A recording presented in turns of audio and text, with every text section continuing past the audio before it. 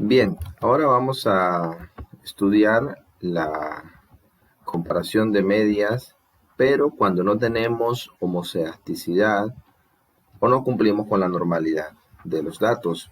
Y esta es la prueba no paramétrica o el test no paramétrico, la prueba de U de Mann-Whitney, que usaríamos en caso de no tener normalidad y homoceasticidad. En el otro video vimos cómo utilizar la prueba T-Student. Ahora no cumplimos con estos dos supuestos y nos vamos con un test no paramétrico. El nivel de significancia, la lectura es igual. Si tenemos menor a 0.05, entonces podemos asumir que las medias son diferentes porque aceptamos nuestra hipótesis de investigación y rechazamos la hipótesis nula, que nos indica que no hay diferencia entre los dos grupos, y esto basado en las medias, ¿bien? En los promedios. Ok, entonces nos vamos a Excel, donde tengo la solución para irles comentando cómo se encuentra de manera manual, utilizando la herramienta Excel, la hipótesis nula. Las medias son iguales de dos grupos. ¿Qué grupos? Las personas que trabajan fuera de la ciudad, y tenemos las edades de las personas. Bien, entonces tenemos acá que tenemos dos grupos, los que sí trabajan y los que no trabajan fuera de la ciudad. Aquí lo único que he hecho es ponerle filtro, porque de hecho es una condición para poder hacer los cálculos en Excel, ordenar por grupo y luego las edades ya de cada uno de las observaciones, para un total de 174 observaciones. Y acá tenemos cuántas personas trabajan o no fuera de la ciudad. Bien, entonces, bueno, les comentaba que aquí he puesto un filtro, ¿verdad? Y con este filtro, pues yo ordeno. En realidad ordené por edad, bien, de menor a mayor. De tal manera que la prueba de U de Mann-Whitney, al no tener normalidad y al no cumplir con la homogeneidad de varianza, no vamos a poder trabajar con las varianzas, ni las desviaciones, ni comparación de promedios. Entonces, ¿en qué se basa la U de Mann-Whitney? Se basa en el cálculo de los rangos que hay entre cada una de las observaciones, es decir, las frecuencias que se presentan en cada uno de los grupos. Y aquí tenemos la ecuación para encontrar los estadísticos de prueba, bien, donde tenemos primero algo que se llama como rangos, ¿verdad? Que tenemos de ellos, las U de cada grupo, bien, que si ven en la ecuación contempla lo que son los números de observaciones, N1, N2, las observaciones del grupo número 2, y nos pide un R menos R1 después de calcular la primera parte de la ecuación, los R1, que son rangos que ya les diré cómo lo calculamos y cuál es el sentido de los mismos. U2 de igual manera con su rango respectivo, ya de cada grupo. Estos son los grupos, estos que están acá, son las personas que trabajan o no trabajan fuera de la ciudad. Bien, y después con estos cálculos pues calculo lo que es el Z calculado, que rescata el valor de U, las observaciones, el número de observaciones que tenemos en la muestra, o en este caso de estas poblaciones que nos interesan. Si ven, en ninguna parte de la ecuación tenemos varianzas, no tenemos medias, así que por esa razón no necesitamos para aplicar esta prueba la normalidad y la homogeneidad de varianzas. Entonces, lo primero que nos dan son estos dos datos. Esto es lo que está en la base de datos, ¿bien?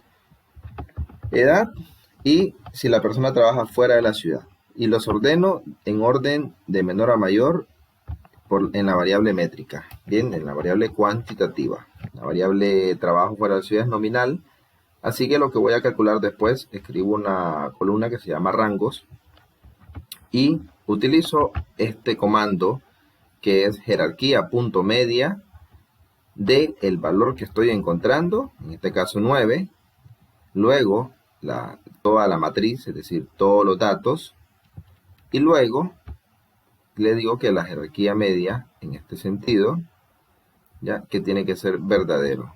Bien, para que me devuelva el número en un orden descendente, ¿bien? Un orden ascendente, perdón, y que sea el número exacto. Entonces, esto lo que hace es ordenar diversos rangos que hay. Los rangos serían de esta manera. 1 es como una secuencia, 2, 3, 4, 5, pero sucede que yo no puedo asignar rangos diferentes a un mismo número. Y este número se repite en estas observaciones. Entonces, el rango, cuando tenemos empate, se le conoce a esta naturalidad de las frecuencias, cuando hay un valor que tiene más de una frecuencia, y como bien saben, esto es muy común en los datos descriptivos, lo podemos ver en la frecuencia, en las modas, en las distribuciones. De hecho, la distribución normal trabaja en función de que hay frecuencias y ahí obtenemos las frecuencias acumuladas. Por tanto, el primer rango es 1, ahí no pasa nada, no tenemos inconveniente, pero en el caso del número 16, ya él sería teóricamente el rango 2. El siguiente número 16 sería teóricamente el rango 3. Pero ¿por qué el programa me devolvió a 11? Porque cuando hay empate, yo tengo que sacar el promedio de la suma, el promedio de sus rangos más bien. ¿Ok? Entonces voy a calcular los rangos de todos los números 16. Voy a seleccionar los 16 hasta aquí.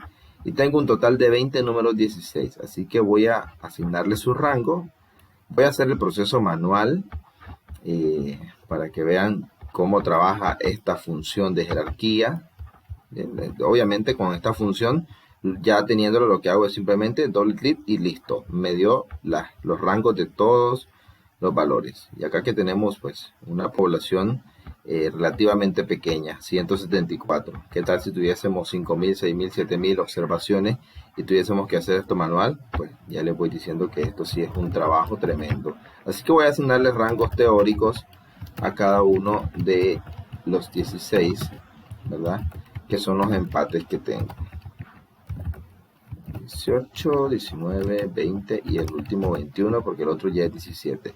Entonces, para asignarle el rango yo tengo que sumar y dividir entre 20. Y esto Excel lo da, solo selecciono todos los rangos de 16 y vean que me da el promedio, 11.5.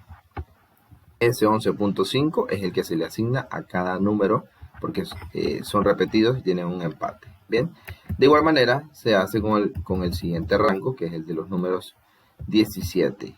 Y entonces así iríamos de uno en uno calculando los rangos. Pues Excel tiene esa función y lo hace bastante bien y ya lo tenemos. Ahora con esta nueva columna procedemos a definir quién es el grupo 1 y el grupo 2. El grupo 1, los que sí trabajan fuera de la ciudad y los que no trabajan fuera de la ciudad. Esto de acá es la N, ¿bien? El recuento. ¿Cuántos individuos hay que trabajan fuera de la ciudad?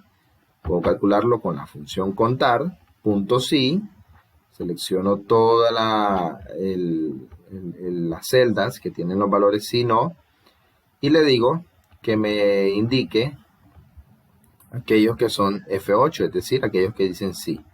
De igual manera con los que dicen no, y tengo cuántos trabajan fuera de la ciudad y cuántos no trabajan fuera de la ciudad. La sumatoria me da 174. Bien. Ahora el rango 1, esto sería, esto viene de sumar, ¿verdad? Cada rango, el rango que corresponde del grupo 1, de los que han dicho sí. Entonces, si ven, tenemos acá en el rango 1, yo selecciono primero toda la columna de los rangos, porque lo voy a sumar, pero como le he dado un criterio, lo que indico es que ese criterio sea aquellos que dicen sí y que sume, ¿verdad?, aquellos que tienen el sí. Entonces la sumatoria de los rangos que dicen únicamente sí, de los que corresponden a las personas que trabajan fuera de la ciudad, es 1575. De igual manera con los que dicen no, ¿bien? Y entonces me da 8650. Si pueden apreciar, la única celda que no, o la única celda que no está bloqueada es el F9, porque pues, simplemente arrastré. De ahí todo se mantiene igual bloqueado, ¿bien? Porque estoy trabajando con el mismo espacio de los datos en Excel. Con esta información, yo ya puedo aplicar y calcular las U1 y U2. Bien, U1 simplemente sale bajo esta ecuación. Vean, y multiplicamos las observaciones de los que sí trabajan fuera de la ciudad por las observaciones de los que no trabajan fuera de la ciudad. Más, y a esto viene multiplicado por lo que es la observación de los que sí trabajan fuera de la ciudad, que es el grupo 1, la U1, por la observación de los que sí trabajan fuera de la ciudad, 81, más 1, dividido entre 2, menos la suma de su rango. Y obtengo aquí el U1, ¿bien? De igual manera con U2, y si ven la ecuación, lo único que cambia es que ahora, en la segunda parte de la ecuación, en esa división, estoy utilizando las observaciones del grupo 2, menos su rango. Ahora sí puedo calcular lo que es la U. La U es el mínimo de ambos, es decir, cuál es el valor más pequeño. En este caso, a la vista, 3254, o el mínimo de ambos números. Bien. Con esta información yo ya puedo calcular el Z calculado. Bien. Y con el Z calculado, entonces, lo que voy a hacer es aplicar esta fórmula. Esta fórmula me indica que voy a utilizar el U, que es este de acá, el 3254, menos la multiplicación de ambas observaciones divididas entre 2 para sacar un promedio de observación de dos grupos. Bien. Dividido entre la raíz, aquí hay una raíz, lo que pasa es que no se aprecia, se quita cuando voy a poner esto por acá. Bien, aquí arriba, la raíz de la multiplicación de las observaciones multiplicada por la suma de las dos observaciones más 1 dividido entre 12. Bien, y aplico la raíz. Lo que hago es una relación de cada una de las frecuencias y de las observaciones que se tienen disponibles en ambos grupos y obtengo este Z calculado. Bien, ya aquí podría empezar con la conclusión que aquí les he escrito. Bien, que si el 1.54 es menor al valor asociado Z a mi nivel de confianza alfa, recuerden que alfa cuando trabajamos al 95% es 1.96. Ya lo habíamos calculado en el video de la TED Student. De igual manera aquí les indico cómo se calcula, ¿ya? Y aquí está la función aplicando la inversa de la distribución normal estándar. Bien, y entonces, ¿qué se introduce? Se introduce el valor de Z de alfa, 0.05, perdón, dividido entre 2. Bien, entonces, porque tenemos dos colas, y nos da el 1.96. 0.05 es igual a 1.96 el valor de Z. Ya esto es una ley estadística, inclusive ya ni siquiera tenemos que calcularlo. 90% 1.65, 95% 1.96 y 99% 2.56. Eso ya son reglas estadísticas indiscutibles, ¿bien? Y con este 1.96 ya hacemos el cálculo con el Z calculado. Y entonces, si el Z calculado es menor al 1.54, es más pequeño que 1.96, entonces aceptamos la hipótesis nula. ¿Qué me dice la hipótesis nula? Ok, permítame, vamos, que lo tenía por acá. La hipótesis nula me dice que las medias son iguales y por tanto rechazo mi hipótesis de investigación, donde yo creía que a lo mejor había una diferencia de edades entre los que trabajan fuera de la ciudad y los que trabajan dentro de la ciudad. Bien. Y acá, entonces, lo que tenemos es que no hay diferencia en las edades. Pero también podemos calcular el p-valor, bien, que lo buscamos con una distribución normal estándar. Pero en este sentido, pues solamente introducimos el valor de Z y el valor verdadero que se le indica a ese acumulado. En el programa lo da directamente estos valores, bien, cualquier software estadístico, algunos lo dan en menos de 3 segundos con un comando y listo. Otros sí se tardan un poquito más de tiempo, como SPSS, que estamos hablando de quizás 10 segundos más por la secuencia de botones que hay que presionar. En el SPSS, aquí ya tengo las variables y tengo el número de años, ¿verdad? o la edad de las personas y el sexo que le corresponde. Déjenme ver, no, no es esta variable, déjenme buscar la base de datos donde yo ya tengo esto por acá, aquí lo tengo. Bien, esto sí es la edad de las personas, si trabajan fuera de la ciudad, y como recuerden que lo que hago es copiar los valores directamente al SPSS. Si no lo tengo, si Excel lo tengo acá en palabras, entonces al copiarlo se va a generar como una variable cadena, y lo que hice fue una transformación numérica.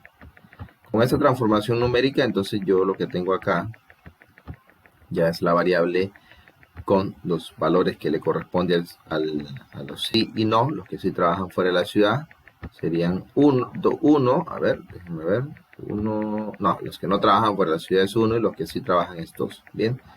Y con esto ya puedo yo calcular entonces la U de Mann-Whitney, si estas variables, sobre todo la edad, tiene homocedasticidad y no tiene normalidad, bien. Entonces, ¿dónde me voy? Me voy a analizar pruebas no paramétricas, porque voy a utilizar la U de Mann-Whitney, cuadro de diálogo antiguo y 2 muestras independientes, porque son 2 muestras diferentes, los que trabajan fuera de la ciudad y los que no trabajan fuera de la ciudad. Inicio indicando cuál es la variable de prueba, que es la edad, y la variable de agrupación es si trabajan o no fuera de la ciudad. Grupo 1, 1, grupo 2, 2. Ya por defecto selecciona la U de Mann-Whitney y le doy a aceptar. Aquí está el resultado. Vean. Si vemos los rangos, la suma de los rangos, 86.050. Es este 86.050 que tenemos acá, del grupo 2, de los que dijeron no, y de los que dijeron sí, 6.575. Eso nos dice que hemos hecho un buen trabajo manual, ¿ya? Y también nos indica el valor que tenemos de la U. De la U el valor 3.254 y el 3.254 de Mann-Whitney aquí lo tenemos. Y el valor de Z asociado a esa U es menos 1.551. Y aquí está el menos 1. Voy a disminuir 546. Ahí fallamos por algunos numeritos, pero bueno, es el valor prácticamente, ¿bien? 155. 155. Lo podemos dejar ahí para que se vea bonito. Y entonces, directamente, recuerden que nos vamos al nivel de significancia. Aquí, pues, no estamos muy cerca del que nos había dado, pero efectivamente esta significancia asintótica es mayor a 0.05, y si es mayor a 0.05 significa que las medias son iguales y por tanto aceptamos nuestra hipótesis nula y rechazamos nuestra hipótesis de investigación, y de tal manera que nuestra conjetura, que podía haber diferencia entre personas que trabajan fuera de la ciudad y no, pues queda rechazada y sencillamente no hemos descubierto más. Pero ya tenemos esta certeza basada en una prueba de comparación de medias de 2 grupos cuando no se cumple normalidad ni homocedasticidad.